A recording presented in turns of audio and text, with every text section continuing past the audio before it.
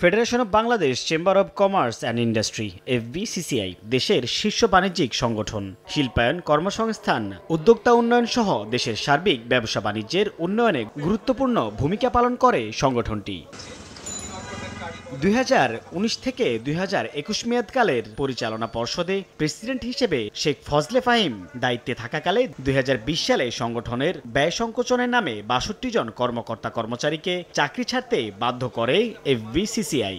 ওই সময় চাকরি হারানো কর্মীরা শনিবার সকালে মানববন্ধন করেন। এ সময় তারা তাদের ন্যায্য পাওনা দাবি করেন, চান চাকরিতে ফেরার সুযোগ। আমি যখন রিজাইন করছি তখন ওরা আমাকে ছাড়ে না, ওনাদের স্বার্থে আমাকে ছাড়ে না, এখন আমাকে এমনভাবে আঘাতে অল্প কয়টা টাকা দিয়ে বিদায় করছে, দিতে আমি চলতে পারি না, আমি ভীষণ অসুস্থ। 20-30 লক্ষ টাকা কমপক্ষে আমাকে এই 24 বছরে আমি পাওনা হয়েছি, তাতে আমি পাইছি 4 ভাগের 1 ভাগ। তাদের দাবি, বেআইনিভাবে চাকরি হারানোর পর থেকেই তারা ভুগছেন আর্থিক সংকট ও মানসিক যন্ত্রণায়।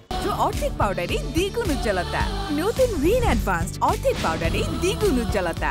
বিয়ন থেকে একদম টপ টু বটম পর্যন্ত একই ফর্ম, সবাইকে গণহারে সে রিজাইনের সিগনেচার নিয়ে নিল।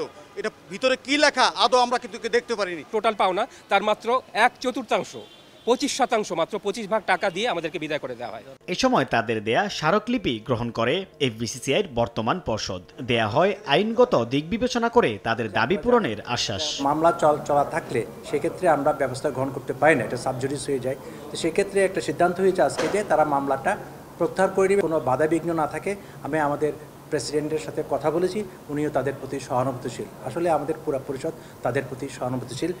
আমরা আশা করি একটা ফয়সালা হবে। 72 ঘন্টার মধ্যে দাবি আদায় না হলে বৈষম্য বিরোধী ছাত্র আন্দোলনের শিক্ষার্থীদের নিয়ে কঠোর কর্মসূচি দেওয়ার হুঁশিয়ারিও দেন মানববন্ধনকারীরা। সাইফুল ইসলাম, সময় সংবাদ, ঢাকা।